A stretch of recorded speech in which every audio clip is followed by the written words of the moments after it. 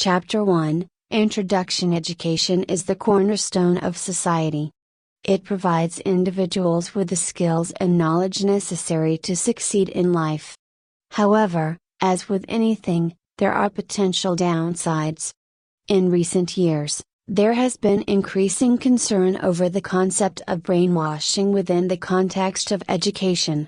This book aims to explore this topic in depth, examining the potential for education to cross the line into brainwashing, and the implications of this for individuals and society as a whole.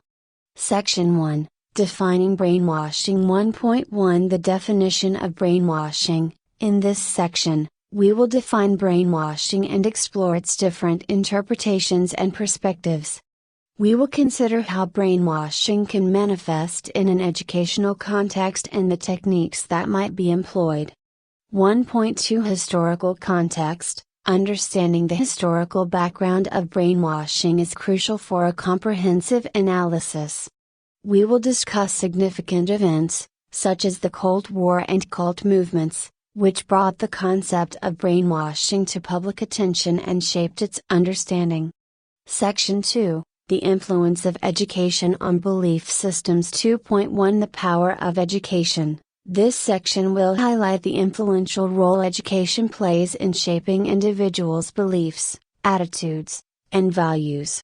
We will examine the relationship between education and worldview formation and explore how this can be both positive and potentially manipulative. 2.2 Ideological bias in education. Here, we will delve into the potential for ideological bias in educational systems. We will discuss how educational materials, curriculum choices, and teaching methods can inadvertently or intentionally propagate certain beliefs while excluding or marginalizing alternative perspectives. 2.3 Indoctrination versus critical thinking. This section will explore the fine line between education and indoctrination. We will discuss the importance of fostering critical thinking skills in students and how educational practices can either encourage independent thought or inhibit it, potentially leading to a form of intellectual manipulation. Section 3, Psychological and Social Implications. 3.1 Cognitive and Emotional Manipulation. This section will examine the psychological mechanisms employed in brainwashing and how they can impact an individual's thoughts, emotions, and behavior. We will explore concepts like cognitive dissonance, confirmation bias, and emotional manipulation. 3.2 Societal consequences. Brainwashing within education can have far-reaching societal consequences. We will discuss the implications of a population that lacks critical thinking skills and the potential impact on democratic processes, social cohesion, and the ability to engage in constructive dialogue. 3.3 Ethical considerations. This section will address the ethical dimensions of brainwashing in education. We will explore the balance between educational autonomy and the responsibility to foster independent thought, personal growth, and respect for diverse perspectives. Chapter 2. The mechanisms of brainwashing. The concept of brainwashing is a complex one, with multiple definitions and interpretations. At its core, however, brainwashing refers to the use of psychological techniques to influence an individual's beliefs, values, and behaviors. This can take many forms, from subtle manipulation to overt coercion. In the context of education, brainwashing can occur when individuals are taught to accept certain beliefs or ideas without question, or when dissenting views are suppressed or punished. Brainwashing is a term that refers to the use of psychological techniques to influence an individual's beliefs, values, and behaviors. It is often associated with coercive tactics and the manipulation of individuals in order to achieve a certain goal. Brainwashing can take many forms, ranging from subtle persuasion to more extreme methods such as torture or isolation.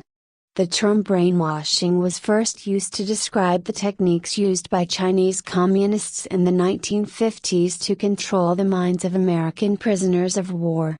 However, the concept of brainwashing has been applied to many different contexts, including religious cults, political movements, and even education. There is no universally accepted definition of brainwashing, and the concept is often debated by scholars and researchers. Some argue that brainwashing is a real phenomenon, while others suggest that it is a myth or an exaggeration. Regardless of its exact definition, brainwashing is often characterized by a few key features. These include the use of intense emotional experiences, such as fear or love, to break down an individual's resistance and create a sense of dependency on the person or group doing the brainwashing. Brainwashing may also involve the repetition of ideas or messages in order to create a new belief system, or the manipulation of information in order to create a distorted view of reality. In the context of education, brainwashing can occur when students are taught to accept certain beliefs or ideas without question, or when dissenting views are suppressed or punished.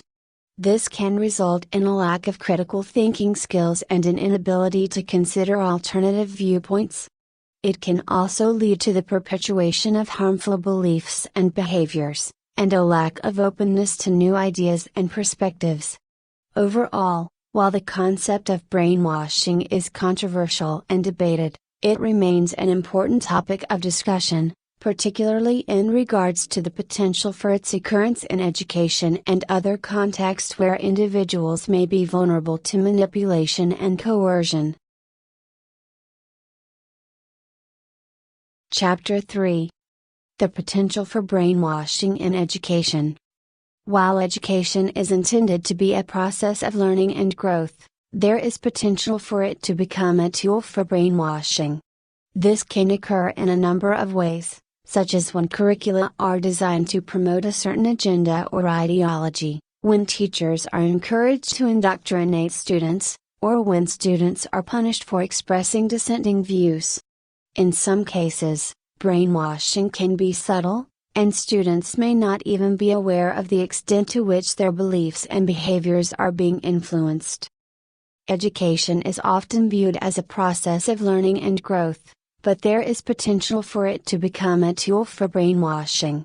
This can occur in a number of ways, such as when curricula are designed to promote a certain agenda or ideology, when teachers are encouraged to indoctrinate students, or when students are punished for expressing dissenting views. One way that brainwashing can occur in education is through the use of propaganda or biased curricula. For example, a curriculum that only teaches one perspective or ideology, while ignoring or dismissing other viewpoints, can lead to a narrow-minded and uncritical approach to learning. This can result in students being indoctrinated into a particular way of thinking without considering alternative viewpoints. Another way that brainwashing can occur in education is through the suppression of dissenting views. This can take many forms, such as punishing students who express disagreement with a particular idea or punishing teachers who offer alternative perspectives. When students are not given the opportunity to express their own thoughts and ideas, they may be more likely to accept the ideas of those in authority without question. In some cases, brainwashing in education can be subtle and insidious. For example, teachers may use emotional manipulation or persuasion to convince students to accept a particular idea or belief. This can be particularly effective with young or impressionable students who may not have developed strong critical thinking skills. Overall, the potential for brainwashing in education is a cause for concern. While education should be a process of learning and growth, it can easily become a tool for indoctrination if not carefully monitored. It is important for educators, policymakers, and parents to be aware of the potential for brainwashing in education and to take steps to ensure that students are exposed to a variety of perspectives and encouraged to think critically and independently.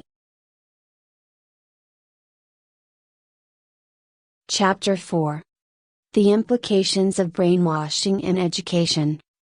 The implications of brainwashing in education can be significant. For individuals, it can lead to a lack of critical thinking skills, a lack of openness to new ideas, and an inability to make independent decisions. For society as a whole, it can lead to the perpetuation of harmful beliefs and behaviors, the suppression of dissent, and the promotion of narrow-mindedness and intolerance. The implications of brainwashing in education can be far-reaching and potentially harmful. When students are taught to accept certain beliefs or ideas without question, they may become closed-minded and resistant to new ideas and perspectives. This can limit their ability to think critically and make informed decisions. In addition, brainwashing can lead to the perpetuation of harmful beliefs and behaviors. For example, if students are taught to believe that certain groups of people are inferior or undeserving, this can lead to discrimination and prejudice. Similarly, if students are taught to blindly accept authority, they may be more vulnerable to manipulation and abuse. Brainwashing in education can also have broader societal implications. If a large portion of the population has been indoctrinated into a particular way of thinking, this can lead to a lack of diversity of thought and a lack of innovation. It can also make it more difficult to address complex societal problems that require creative and collaborative thinking. Furthermore, brainwashing in education can erode trust in educational institutions and educators. If students feel that they are being manipulated or indoctrinated, they may become disillusioned with the educational system and lose respect for those in positions of authority. Overall, the implications of brainwashing in education are significant and should not be taken lightly. It is important for educators, policymakers, and parents to be vigilant and ensure that education is a process of learning and growth, rather than a tool for indoctrination. This requires a commitment to diversity of thought, critical thinking, and open-mindedness, and a recognition of the potential for manipulation and coercion in educational settings. Chapter 5. Addressing brainwashing in education. While the potential for brainwashing in education is a cause for concern, there are steps that can be taken to address this issue. This includes promoting critical thinking skills, encouraging open dialogue and debate, and ensuring that curricula are designed to provide a well-rounded education that exposes students to a variety of perspectives. Additionally, teachers must be trained to facilitate discussion rather than indoctrination, and students must be encouraged to think for themselves and challenge their own beliefs. Addressing brainwashing in education requires a multifaceted approach that involves educators, policymakers, and parents. Here are a few strategies that can be used to help prevent brainwashing in education. 1. Encourage critical thinking. One of the most effective ways to prevent brainwashing in education is to encourage critical thinking skills in students.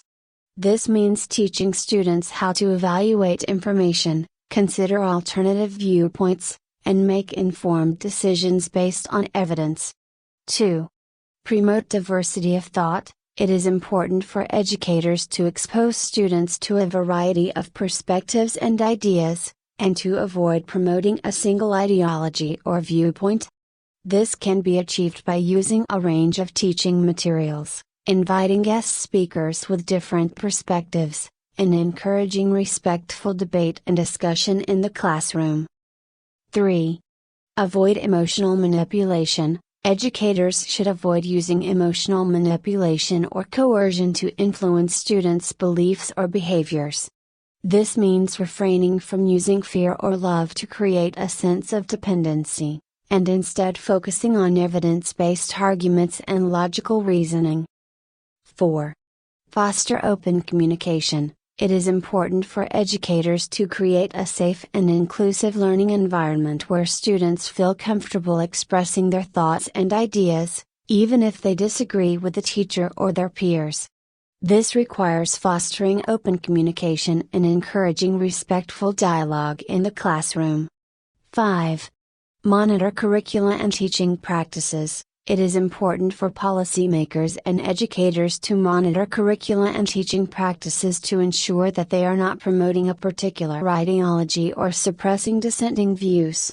This requires regular review of curricula, as well as ongoing training for teachers on how to avoid indoctrination and promote critical thinking. Overall, addressing brainwashing in education requires a proactive and vigilant approach. By promoting critical thinking, diversity of thought, and open communication, educators and policymakers can help prevent the harmful effects of indoctrination and manipulation in educational settings. Chapter 6. Conclusion. Education is a vital component of society, but it is important to recognize the potential for it to become a tool for brainwashing. By understanding the mechanisms of brainwashing and the implications of this for individuals and society, we can work to ensure that education remains a process of learning and growth, rather than a means of indoctrination. Ultimately, it is up to all of us to be vigilant in our pursuit of knowledge and to challenge our own beliefs, in order to ensure that education remains a force for good in the world. Education is a crucial process that plays a vital role in shaping the minds and attitudes of individuals. However, when education is used as a tool for brainwashing, it can have significant negative consequences. Brainwashing in education can limit critical thinking, perpetuate harmful beliefs and behaviors, and erode trust in educational institutions and educators.